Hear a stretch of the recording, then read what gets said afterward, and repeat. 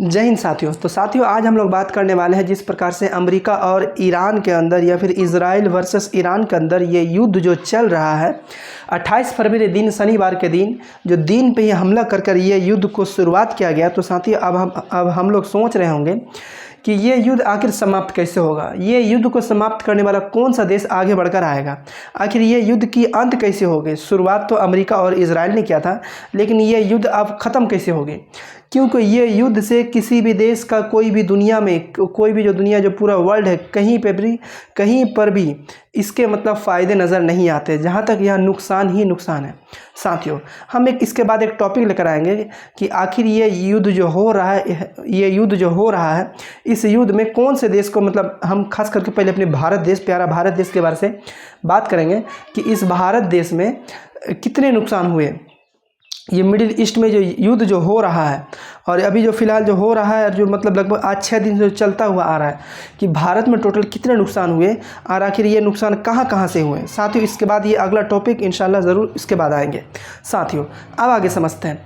अब इस बात को समझ लीजिए कि ईरान और अमेरिका में या फिर ईरान और इजराइल में जो युद्ध हो रहा है, आखिर ये टलेंगे कैसे, आखिर ये ख़त्म कैसे होंगे। साथियों इस चीज़ को समझ लीजिए कि जब मतलब क्या कहते हैं युद्ध जो है ना, कोई भी देश के ऊपर जब अटैक होता है, कोई भी देश को किसी देश से युद्ध करना होता है तो ज़्यादा से ज़्यादा उसके ऊपर क्या कहते हैं कि रात के अंधेरे पे ही हमला किया जाता है। लेकिन ये युद्ध एक ऐसा युद्ध था जो इजराइल ने ईरान के ऊपर दिन पे ही हमला किया। अब ये दिन पे हमला करने का एक सोची समझिए एक चाल थी। ये कैसी चाल थी? चाल इस प्रकार से थी कि आयतुल्लाह अली ख़ामेनी एक जो सुप्रीम लीडर जो ईरान के थे, जो वर्तमान में अभी नहीं है, जो पहले थे, अब ये जो पहले थे अब इसके बाद उनके ऊपर क्या कहते हैं हमला कर दिया जाता है। अब ये हमला दिन के उजाले में किया जाता है और ये जब ये क्या कहते हैं अपने ऑफिस में लेकर मीटिंग कर रहे थे, उसके साथ आयतुल्लाह अली ख़ामेनी के साथ टोटल 40 लीडर और भी थे। आयतुल्लाह अली ख़ामेनी भी थे, उसमें शामिल आयतुल्लाह अली ख़ामेनी जी भी थे। अब साथियों इस चीज़ को समझ लीजिए, आयतुल्लाह अली ख़ामेनी को इजराइल ने मार दिया, मारने का दावा भी कर दिया कि आयतुल्लाह अली ख़ामेनी की मौत हो गई।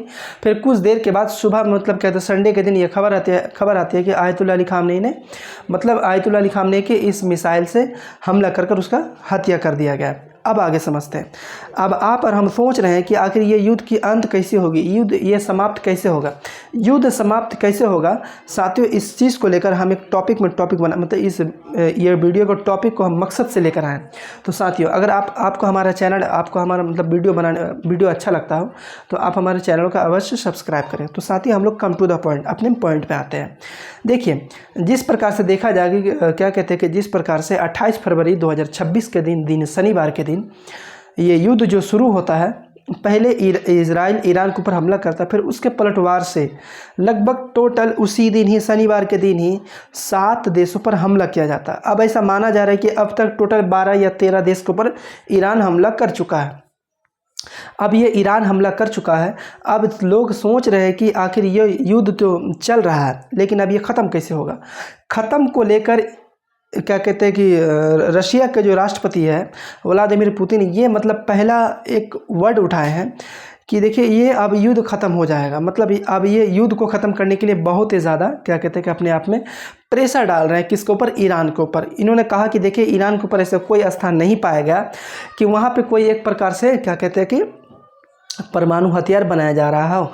ईरान क्या कहते हैं कि राष्ट्रपति पुतिन ने इस बात को लेकर खुलासा किया कि मतलब ये अपने आप से एक जोर लगा रहे हैं कि किसी भी प्रकार से ये युद्ध थम जाए, क्योंकि उन्हें भी एक प्रकार से मालूम है क्योंकि लगभग 4 साल कुछ दिन हो चुके हैं।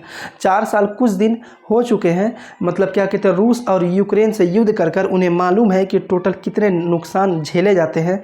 ये युद्ध तो चालू करना बहुत आसान होता है, लेकिन ख़त्म करना आसान नहीं होता है। इसी बात को लेकर रशिया के जो राष्ट्रपति है व्लादिमीर पुतिन, यह मतलब इस बात से जोर लगाए हुए हैं कि ईरान और इजराइल से युद्ध किसी भी प्रकार से ख़त्म हो। साथियों अब आप और हम समझ लीजिए कि जिस प्रकार से आयतुल्लाह अली ख़ामेनी जब तक ज़िंदा थे यह युद्ध रुका हुआ था। आप मतलब क्या कहते हैं अमेरिका इजराइल बात करना चाह रहा था ईरान के मतलब कोई भी विदेश मंत्री से, आयतुल्लाह अली ख़ामेनी से, तो आयतुल्लाह अली ख़ामेनी मतलब बहुत जल्द क्या कहते हैं एक प्रकार से रेडी हो जाते थे कि युद्ध नहीं करेंगे, ठीक है, बात पे अगर क्या कहते हैं कि बात में अगर आप टॉक टेबल करेंगे यानी कि आप टेबल पर बैठकर बात करेंगे तो हम मानने के लिए तैयार हैं। अब साथियों, जब तक आयतुल्लाह अली खामनेई थे तो बात के एक प्रकार से आसार बने हुए थे, लेकिन जब से उन्हें मार दिया गया है तो अब ये समझ में आता है आपने टॉप लीडर को मार दिया है तो अब बात किससे करोगे। ये लोगों का कहना है, ये ईरान के लोगों का कहना है कि आप जो टॉप लीडर के जो मारे जा रहे हो तो आप बात किससे करोगे। क्या आप ईरान के सेना से बात करोगे? जी नहीं, ईरान के सेना के पास तो ड्रोन है, मिसाइल है, हमला करने के सारे बहुत सारे मतलब क्या कहते हैं कि मिसाइल है, बहुत सारे कुछ उनके पास है। तो क्या आपसे युद्ध छोड़कर ये मतलब आपसे बात करने के लिए रेडी होंगे? ऐसे कतई भी नहीं माना जाता है। अब साथियों इस चीज़ को समझिए, आखिर ये युद्ध रुकेगा कैसे। युद्ध रुकने के कुछ आसार नज़र नहीं आ रहे, लेकिन कहीं से एक मतलब आसार नज़र आता है। पहला चीज़, ईरान जो एक प्रकार से हमने एक वीडियो बनाया था कि ईरान ने क्या कहते हैं कि अमेरिका की एक कमज़ोर नस को पकड़ लिया है, क्योंकि शरीर का कोई एक नस अगर कमर का नस अगर ढीला हो जाए या फिर वह ख़त्म होने लगे या सड़ने लगे तो शरीर को पैरालिसिस हो जाता है।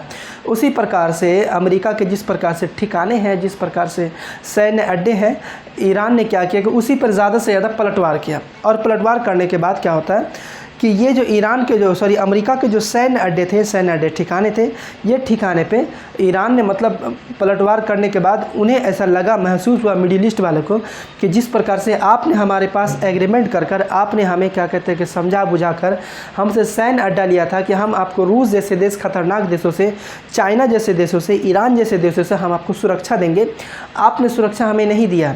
जबकि इजराइल ने ईरान के ऊपर हमला किया, ईरान उसके बदले में इजराइल के ऊपर हमला तो कर रहा है, लेकिन मिडिल ईस्ट वाले के ऊपर भी ज़्यादा से ज़्यादा हमला कर रहा है। बहरीन के ऊपर, जॉर्डन के ऊपर, कतर के ऊपर, कुवैत के ऊपर, सऊदी के ऊपर, दुबई के ऊपर, साइप्रस के ऊपर, इजराइल के ऊपर, ये सब देशों के ऊपर जो क्या कहते हैं हमला जो कर रहा है, क्या कहते हैं इराक के ऊपर, ये सब देशों के ऊपर जो हमला जो कर रहा है, ये मिडिल ईस्ट के ऊपर हमला जो कर रहा है साथियों, ये मतलब एक प्रकार से देखा जाए तो इजराइल का अमेरिका का एक कमज़ोर नस है।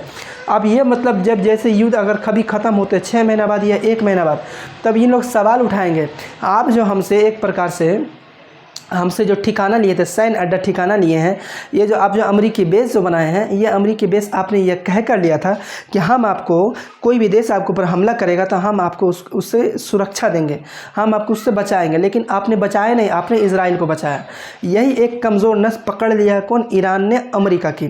अब साथियों देखिए, इतना सारा देश, अब इस चीज़ को समझिए, अब तक दुनिया की दूसरी या फिर पहली ऐसी दुनिया की सबसे बड़ी तेल जो मतलब रिफाइनरी तेल है, क्या कहते हैं सऊदी अरब के ऊपर, उसका नाम है आरामको। ये आरामको मतलब दुनिया में सबसे ज़्यादा एक प्रकार से क्या कहते हैं तेल दुनिया में मतलब सप्लाई किया जाता है।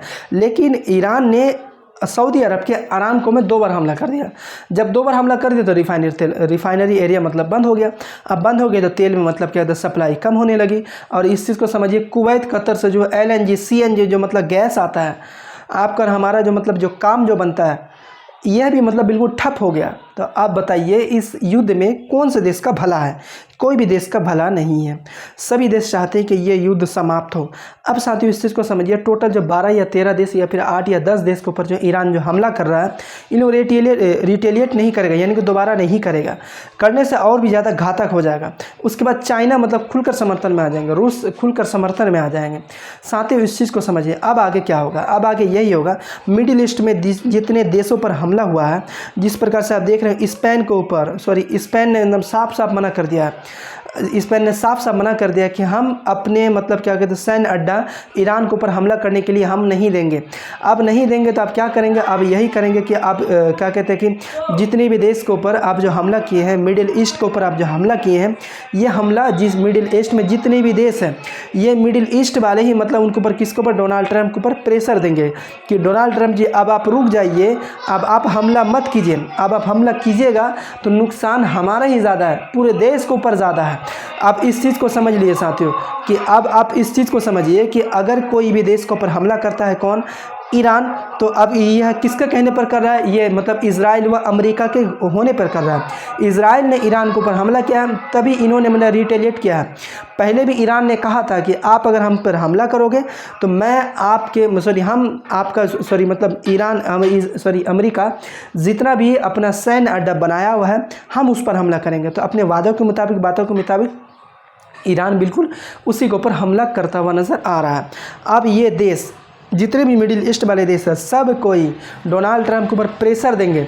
आप अगर हमला नहीं रुकवाइएगा, आप अगर मतलब क्या कहते हैं कि हमला नहीं रुकवाइएगा, आप अगर क्या कहते हैं ईरान से युद्ध समाप्त नहीं कीजिएगा, तो हम आपका सैन्य अड्डा बैठाने के लिए नहीं देंगे, हम अपनी ज़मीन ईरान के ऊपर उपयोग करने के लिए नहीं देंगे।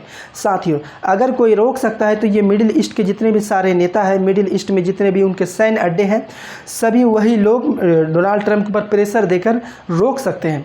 साथियों, अब इस चीज़ को समझ लिए, जब तक मिडिल ईस्ट वालों को ज़्यादा से ज़्यादा और भी ज़्यादा नुकसान ना हो, तब तक डोनाल्ड ट्रंप को इस चीज़ का प्रेशर नहीं पड़ने वाला है। और जब डोनाल्ड ट्रंप क्या कहते ये मागा का जो एक प्रकार से जो लेकर आए हैं नारा है ना, मेक अमेरिका ग्रेट अगेन, ये जो मागा का जो क्या कहते हैं कि नारा जो लेकर आए हैं, ये बिल्कुल सक्सेसफुल नहीं होने वाला है। क्योंकि ईरान को देखिए, दुनिया में 2-3 ऐसे जो कंट्री है जो तेल का सबसे ज़्यादा उत्पादन करती है, उसमें से मतलब ईरान का भी नंबर आता है। ईरान को अमेरिका चाहता है कि मतलब बहुत ही ज़्यादा हमला कर उनके ऊपर तख्ता पलट कराकर हम उस पर क्या कहते हैं कब्ज़ा कर लें, और कब्ज़ा करने के बाद उसका तेल का कंट्रोल हम रखें। ड्रिलिंग, इन्होंने पहले ही मतलब एक नारा दिया था कि मतलब ड्रिलिंग वाला, ज़मीन खोदो और तेल निकालो, ज़मीन खोदो और तेल निकालो। जिस प्रकार से जिस केस में वेनेजुएला के अंदर पे यह ऐसा देखा गया था, लेकिन ये वेनेजुएला नहीं है, ये एक प्रकार से ईरान है, ये ईरान है। ईरान सबको वीरान करने वाला है। साथियों, इनका वर्ड भी अच्छी तरीके से मिलता है। तो साथियों, जब तक मिडिल ईस्ट खाड़ी के देश नहीं चाहेंगे कि ईरान को रोकें, मतलब या फिर क्या कहते हैं अमेरिका के ऊपर प्रेशर डालेंगे कि आप ईरान को रोकें, या फिर आप ही खुद ईरान से पीछे हटें, युद्ध करने में पीछे हटें, इसमें किसी का कोई भला नहीं है।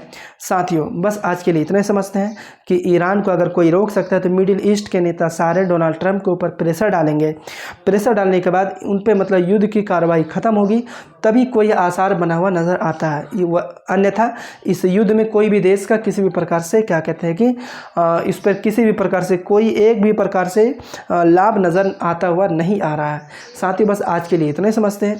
तो बने रहे हमारे वीडियो के साथ। आपको अगर हमारा वीडियो अच्छा लगता हो तो आप हमारे चैनल को सब्सक्राइब कीजिए और आप हमारे चैनल को लाइक करें। तो साथियों, तो जय हिंद, जय भारत।